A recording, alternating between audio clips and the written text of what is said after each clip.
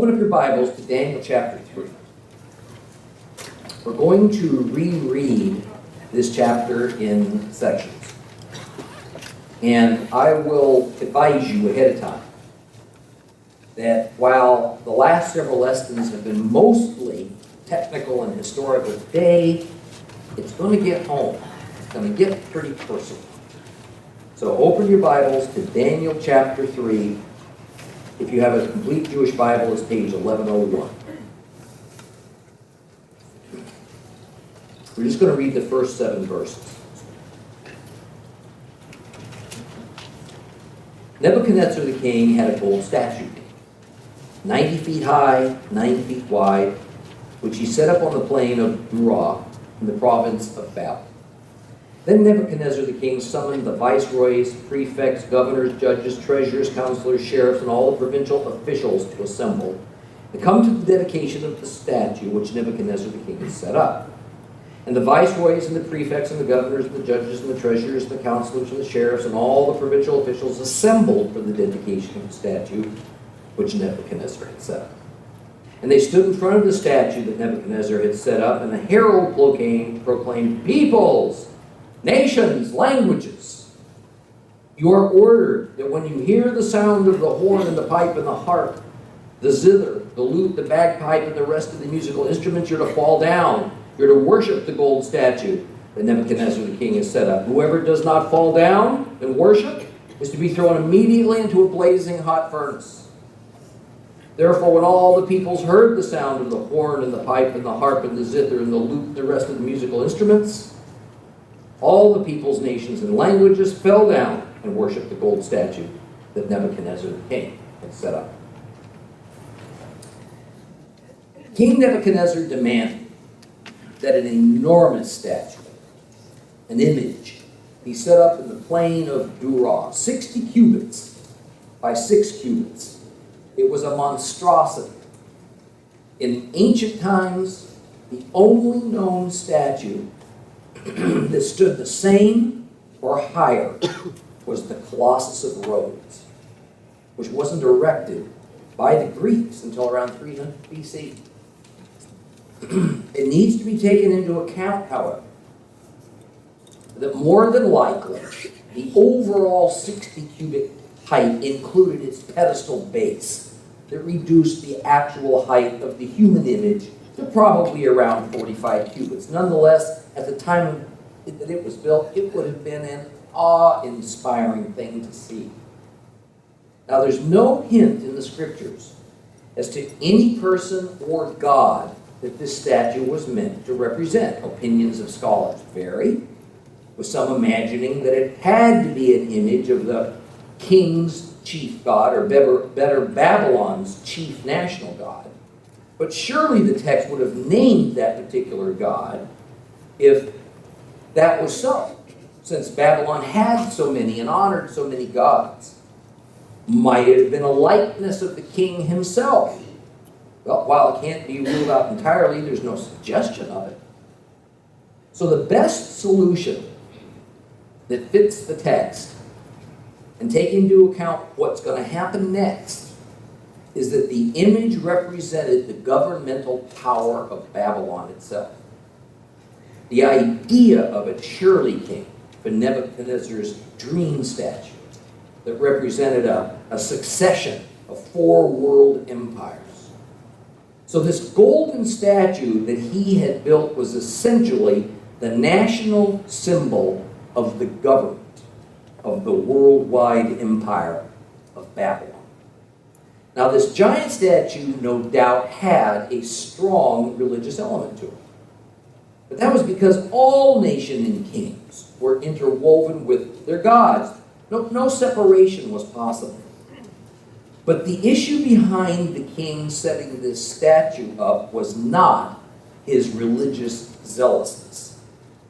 Rather, it was that it was high time in his mind that the many conquered nations and kingdoms that formed his vast empire were now to forsake any semblance of independence, and they were to declare allegiance to the central government of Babylon. And therefore, automatically to whatever God the king held highest as representing the true power behind the Babylonian Empire.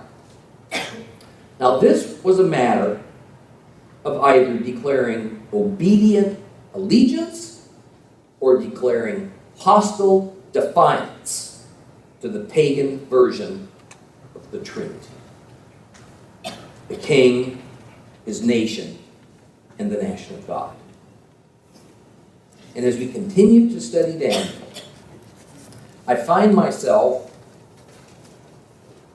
in the uncomfortable position of having to challenge the teaching of both well-meaning believers and not so well-meaning unbelievers. This is because there are a number of Christian denominational doctrines floating around that are based on Daniel, but which take great and unwarranted liberties with the Holy Text. And on the other hand, there is modern scholarship that unequivocally denounces Daniel as a pious Jewish fraud, and says that the book has nothing to do with Babylon or Nebuchadnezzar. Rather, it was written as a diatribe against Antiochus Epiphanes, and as a message of hope and encouragement to the persecuted Jewish community. Therefore, it was written around 165 BC. Now, I have spent much time on this particular aspect of Daniel's study with you, because many Christians have no idea that their own pastors or seminary professors or favorite Bible teachers and commentators actually believe that this pivotal Bible book is a fake. And that belief comes from little more than scholarly arrogance and academic elitist consensus as their proof. Because there is nothing empirical to lean upon. There is nothing else to explain away the amazing predictions of Daniel that have all proved to be accurate thus far, except for their own imaginations and theories. Thus, at times, I want to highlight a passage that these Bible critics will choose to explain away in order to prove their unbelieving stances. And I want to do this so that you know how to deal with it when you encounter it. And this is one of those times. The Bible critics' thought process is that Daniel chapter 3, in this chapter, we're hearing a story of a terrible religious persecution that's much like the tribulation of the book of Revelation. And although the book of Daniel ascribes it to the king of Babylon in the 6th century BC, in fact, this is a direct referral to the infamous Antiochus Epiphanes, who despised the Jews and had no tolerance for their Judaism. Antiochus Epiphanes was of the Seleucid dynasty. And he ruled a huge section of the Middle East that you see in this map, that in modern times we could generally call Syria, Lebanon, Iran, and Iraq. The Seleucid family, along with 3 other aristocratic families, were the recipients of the Grecian Empire that Alexander the Great had acquired and built by conquering the Media-Persian Empire, that Bronze Empire that took over the Silver Empire. And before he died, Alexander split his empire into 4 governing districts, each of the aforementioned families being given charge over one of them. In the end, the Ptolemy and Seleucid families dominated the former Greek Empire. Now, Epiphanes viewed the Jewish religion as ignorant superstition. And because the Jews were fanatically dedicated to their one God, their holy temple, to their holy book, the Torah, he also saw them as rigid, dangerous, a hateful people, because they were intolerant. They were unwilling to simply adopt the multiple God system of everybody else in the world. He saw the Jews as a threat to peace in his kingdom and to mankind in general. Therefore, Epiphanes determined to eradicate their religion and their religious leaders. And Judaism, therefore, was outlawed. The temple was turned into a pagan shrine.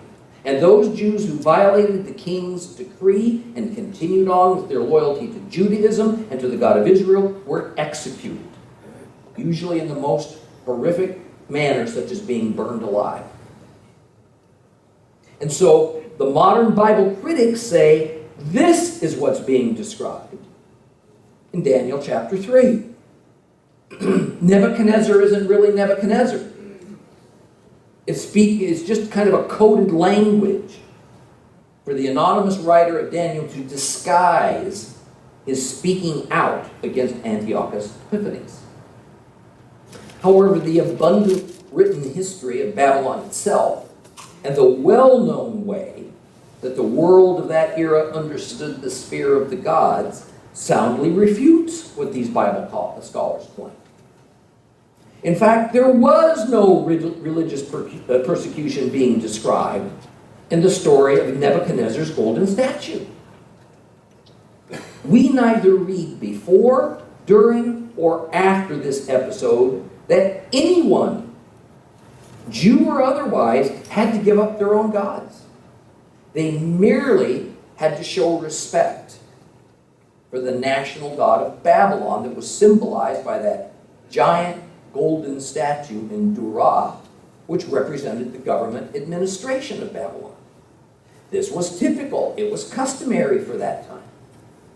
The people of every nation and kingdom, including the Jews, were free to keep their idols, their shrines, their temples, to keep praying their prayers to any gods they wanted to without fear or oppression. In fact, what is described in Daniel 3 is fundamentally different from what Antiochus Epiphanes did, because Epiphanes openly sought to bring an end to Judaism and to violently force his gods upon everyone in his kingdom to, in his mind, create a religious uniformity. Thus, in Daniel 3, we simply don't hear outcries from the people of Babylon, nor of mass executions. We don't read of any who seem to oppose what Nebuchadnezzar demanded. Rather, what comes next is, from the Babylonian viewpoint, merely a game of power politics. So let's read about those power politics. Let's continue with Daniel chapter 3, starting at verse 8. Daniel chapter 3, verse 8.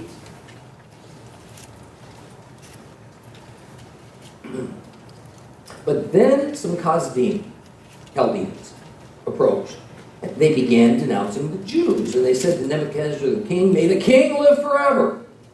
Your Majesty, you have ordered that everyone who hears the sound of the horn and the pipe and the harp and the zither, the lute, the bagpipe, and the rest of the musical instruments is to fall down. They're to worship the gold statue, and that whoever does not fall down and worship is to be thrown into a blazing hot furnace." Well, there's some Jews who you put in charge of the affairs for the prince of Babel, Shadrach, Meshach, and Abednego, and these men, your Majesty, have paid no attention to you. They don't serve your gods, and they do not worship the gold statue you set up. Well, in a raging fury, Nebuchadnezzar ordered that Shadrach, Meshach, and Abednego be brought. And when the men had been brought before the king, Nebuchadnezzar said to them, "Shadrach, Meshach, and Abednego, is it true that you neither serve my gods nor worship the gold statue I set up? All right then, if you are prepared, when you hear the sound of the horn and the pipe and the harp and the zither and the lute and the bagpipe and the rest of the music instruments to fall down and worship the gold statue, well, very well. If you won't worship, you will immediately be thrown into a blazing hot furnace, and what God will save you from my power then?" We're told that some Chaldeans came as informants.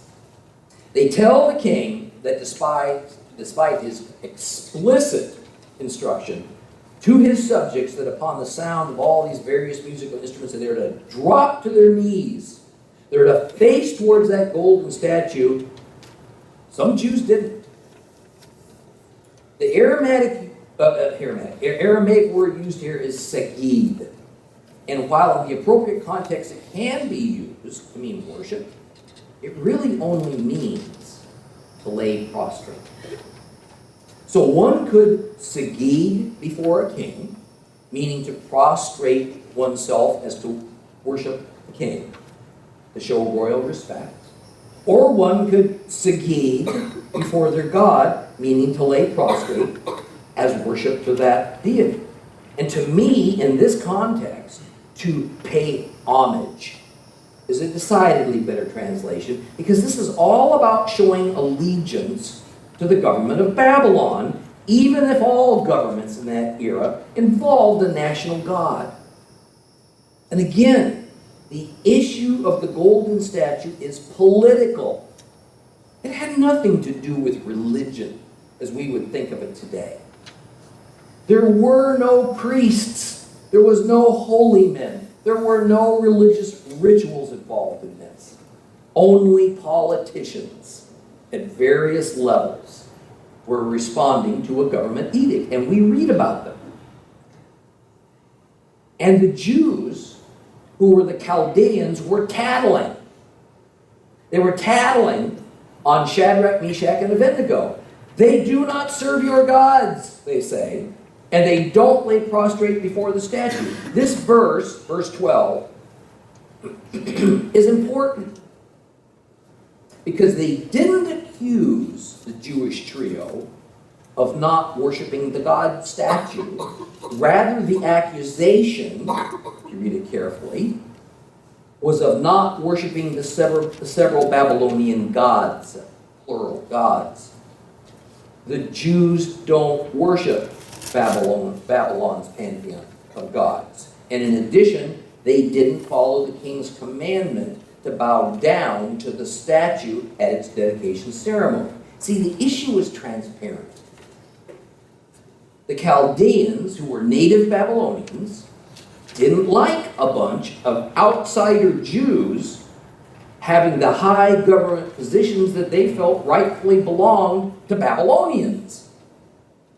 The king had given these high-ranking positions to these three Jewish men as a result of their being able to interpret his dream. Remember that? Not only had the Jews humiliated these Chaldeans by being able to know the king's dream when they couldn't, but now they were their bosses. Well, Nebuchadnezzar well knew, as did everyone in Babylon, and especially in the capital city, that the Jews had one God only. And by their religion, they weren't permitted to worship other gods. This incident was just the opportunity these Chaldeans needed to end their shame by getting rid of these three Jewish officials. Well, the king is absolutely furious, and he summons Shadrach, Meshach, and Abednego. But he gives them an opportunity to explain themselves, no doubt, because he understood the jealousy of these Chaldeans, who, remember, he had at one point condemned to death. And when he inquires if it could be true that they don't worship his gods and that he didn't prostrate themselves towards the new statue, it's not that he thinks that they have become or ought to be multiple God worshippers. Rather, this is an issue of their showing proper respect and a degree of political correctness. The king has put them in charge of the government of his own capital city of Babel. To be rebels in this matter, well, that makes the king look pretty bad. I mean, can't they just play the game? What harm would it do? Everyone understands that the Jews are God poor. They only got one God. Just go along to get along. Everybody will live, prosper, and be happy. So in a long-winded repeat of his command to listen for the symphony of musical instruments as the signal and then to drop into a prostrate position before the statue, the king obviously hopes that these three Jews will now do it, since they've seen just how upset he is and how serious he is, that anyone who doesn't obey, even including them, gets sent to the furnace. To say their response doesn't please the king is an understatement. Most versions say something like, "We don't need to give you an answer concerning this man." And at first glance, that sounds pretty arrogant, pretty proud, very disrespectful. A response you just don't give to the monarch of the world. And don't forget, these three understand that Jehovah has chosen Nebuchadnezzar to be his servant on earth, and has given him dominion over every sphere, sea, land, and air.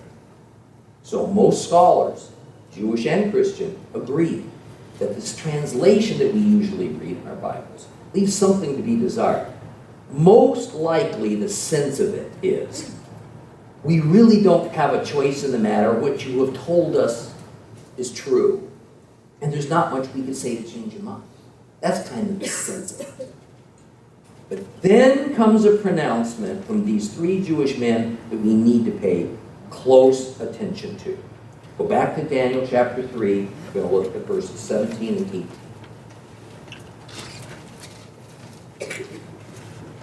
Go ahead and start at 16. Shadrach, Meshach, and Abednego answered the king, "Your question doesn't require an answer from us. Your Majesty, if our God whom we serve is able to save us, he will save us from the blazing hot furnace and from your power.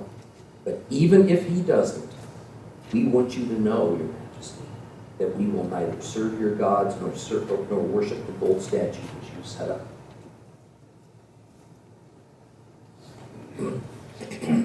You know, I at once feel thrilled at the courage and faith they demonstrate. Also a little bit anxious, because while I hope and pray that I would have the willingness to let go of my life as easily as they seem to be letting go of theirs in order to be faithful to the Lord and to death, I won't know for sure unless and until I'm faced with it. And wouldn't you just know it? This is yet another passage that the Bible critics say is proof that this book is from the age of Antiochus Epiphanes, because religious fanaticism, as radical as exposed here, was rampant in those days. And certainly this must be one of the more extreme examples of fanaticism that one could imagine.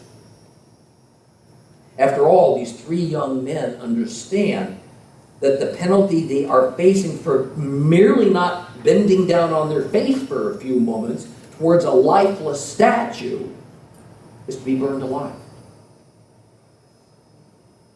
God knows their hearts, right?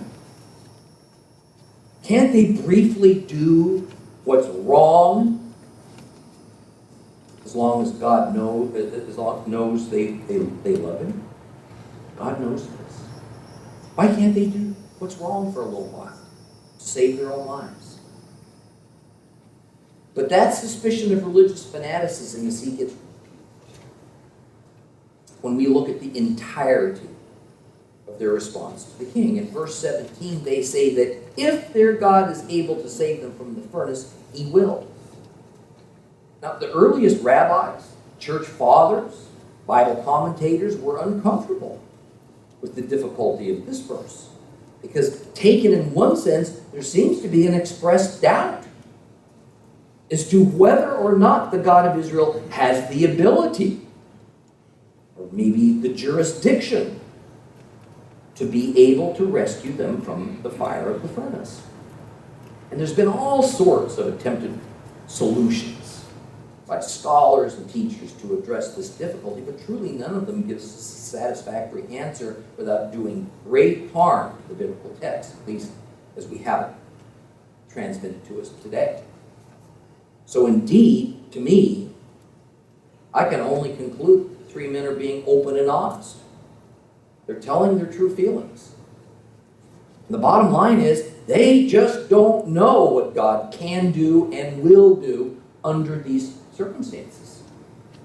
But then comes the part that sears my heart. They say that whether Jehovah can or cannot,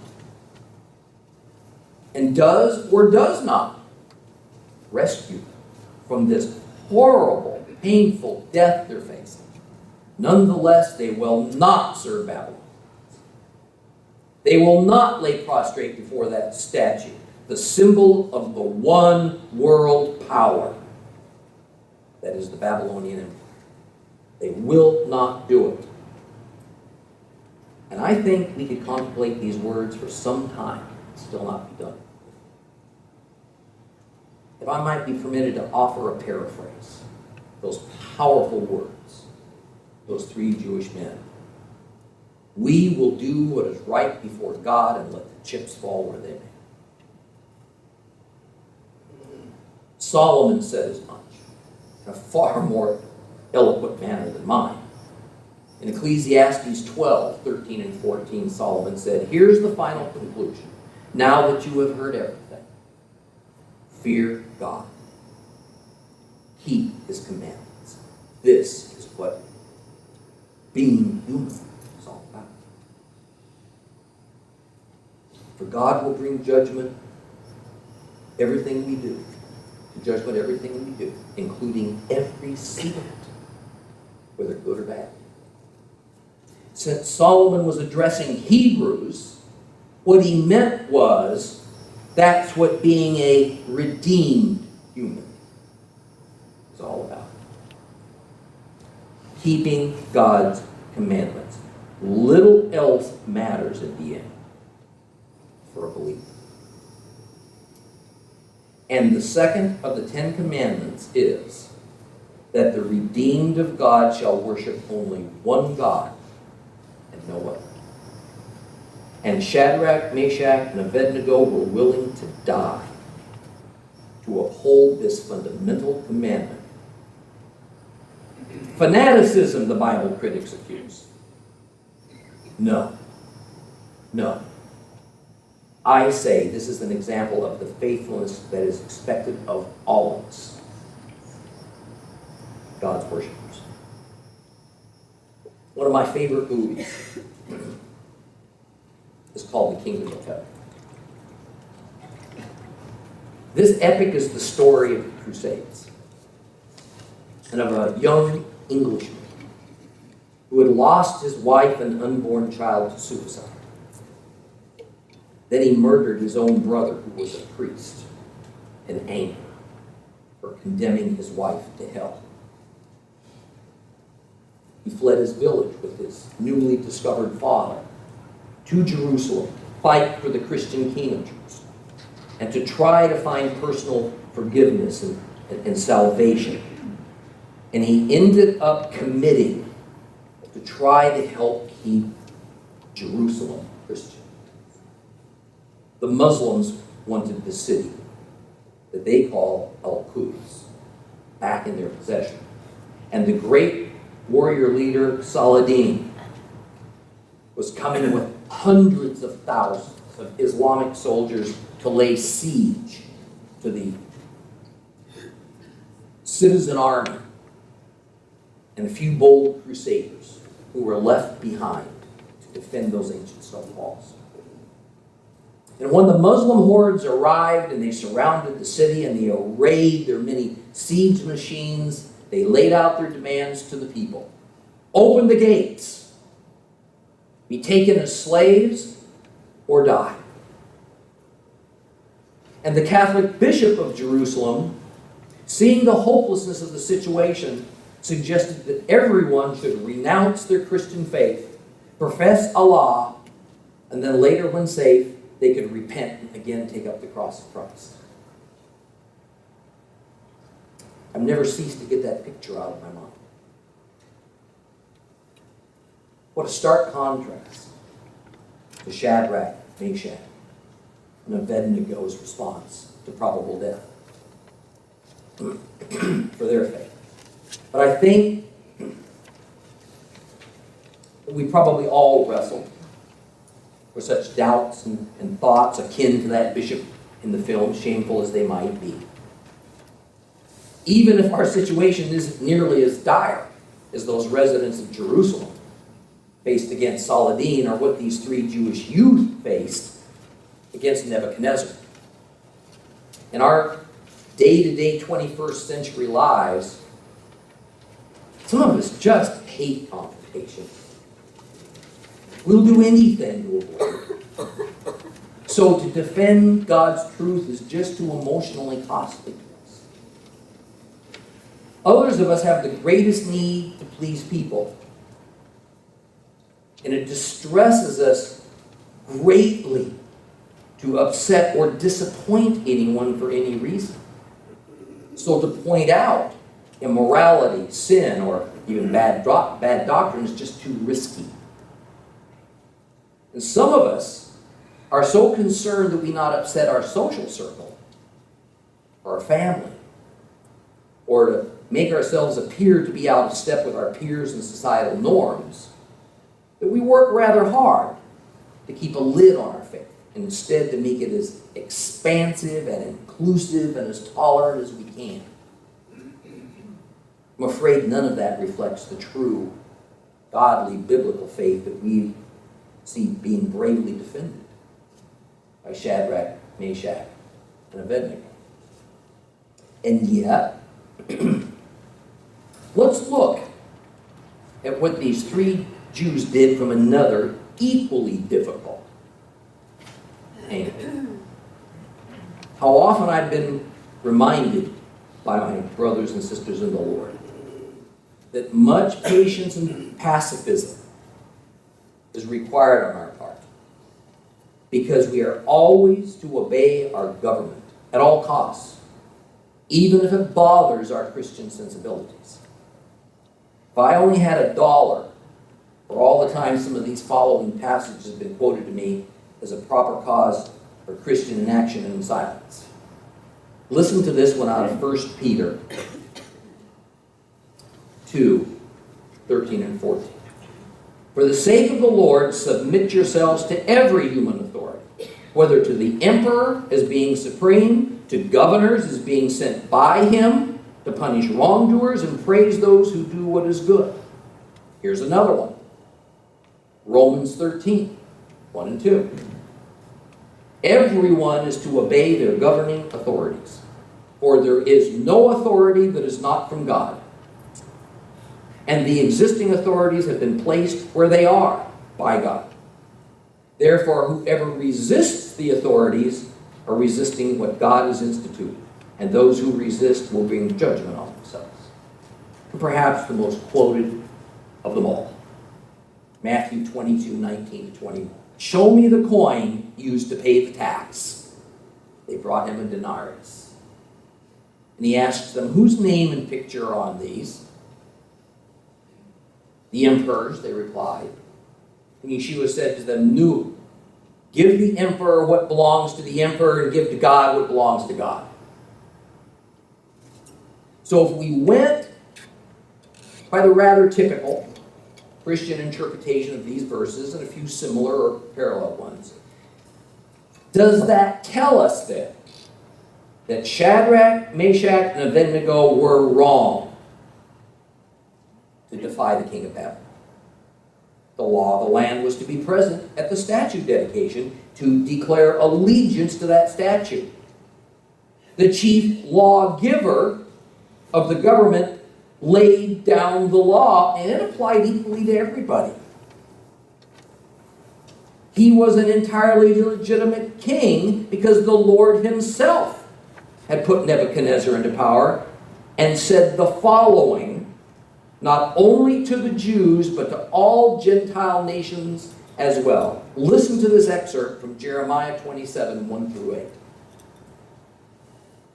At the beginning of the reign of Jehoiakim, the son of Yoshiao, the king of Judah, the words came to Jeremiah from Adonai. Adonai says this to me, make yourself a yoke of straps and crossbars and put it onto your neck.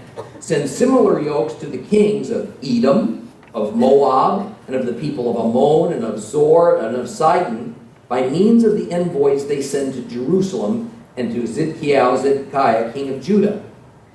Give them this message for their masters by telling their envoys that Adonai Zebaoth, the God of Israel, says for them to tell their masters this: I made the earth, humankind, and the animals on the earth by my great power and my outstretched arm, and I will give it to whom it seems right to me. For now I have given over all these lands to my servant Nebuchadnezzar, the king of Babylon.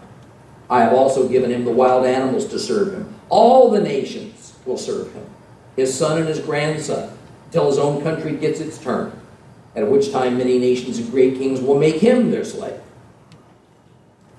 The nation and the kingdom that refuses to serve Nebuchadnezzar, king of Babel, that will not put their necks under the yoke of the king, I will punish, said I, with sword, famine, and plague until I put an end to them through him.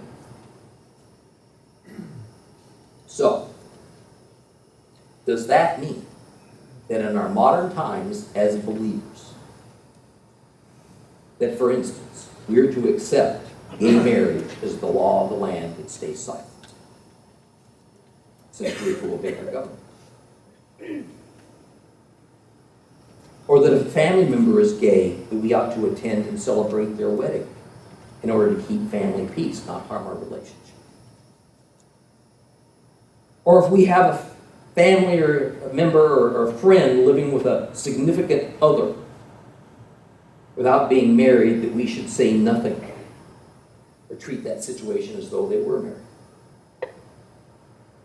Should we stand with those who say that abortion, which is the law of the land, is merely a woman's health care rights issue, and understand that this is a matter of personal choice since we're a democracy?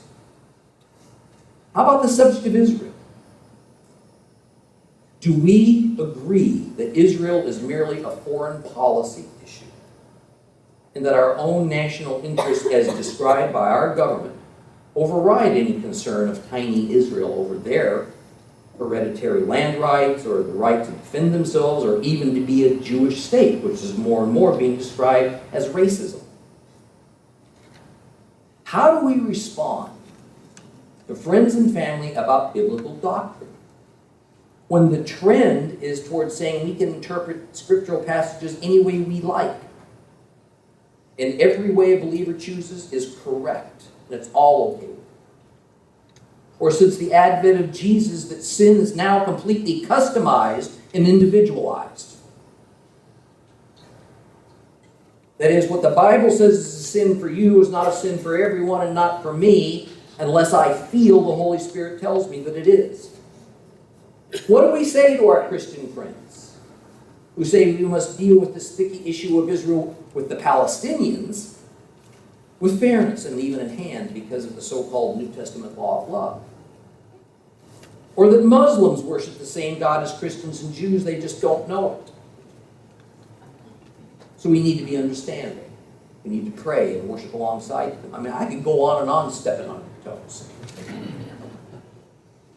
making everybody here feel uncomfortable in one way or another with these confrontational questions. The point is that our answers to these questions always involve a self-imposed limit on just how far we're willing to go as regards our personal faithfulness.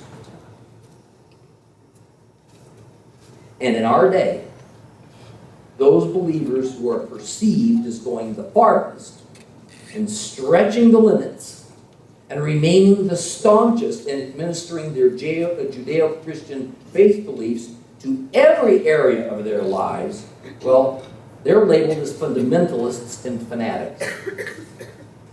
And as such, threats to peace, to universal tolerance.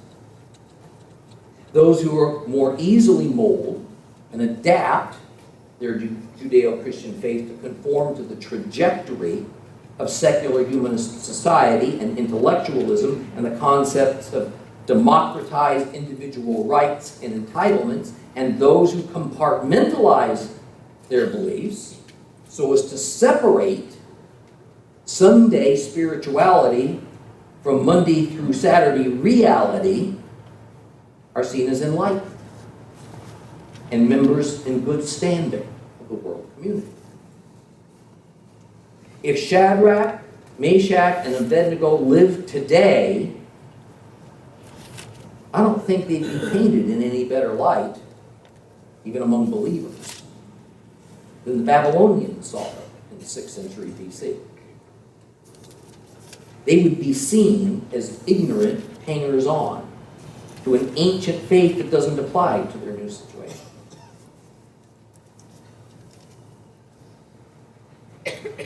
So what will you do? What will you do? What will you choose when you have a choice between absolute faithfulness or continued comfort and personal peace? Thankfully, few of us will ever face what those three Jewish men faced.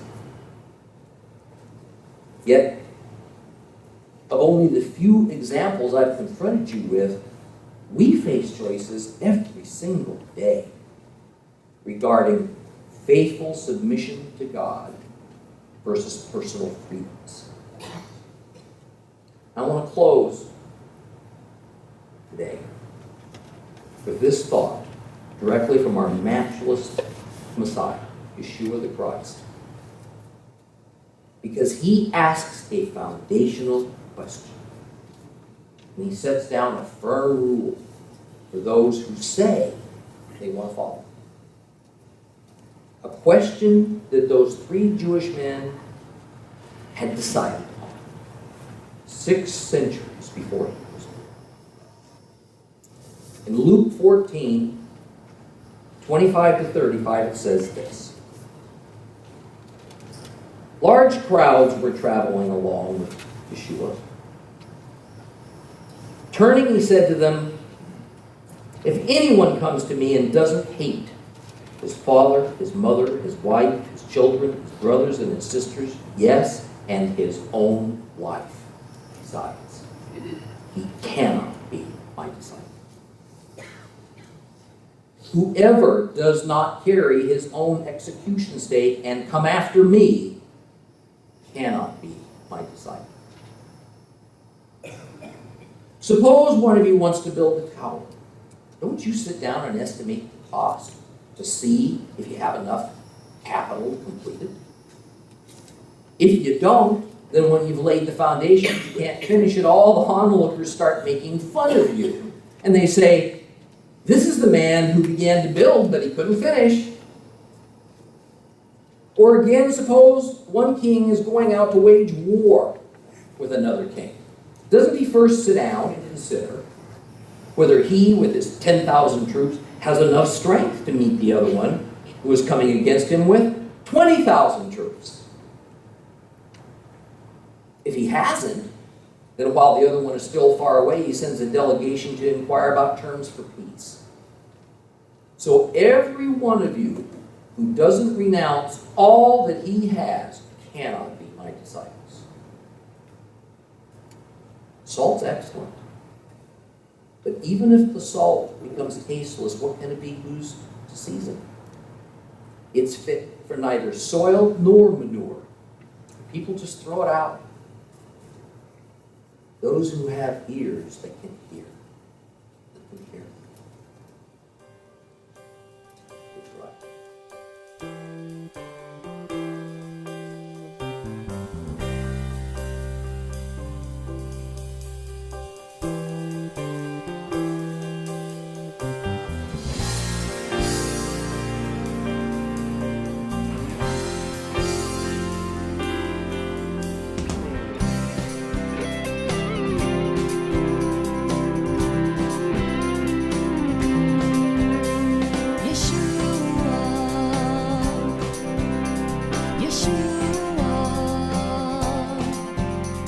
Yeshua.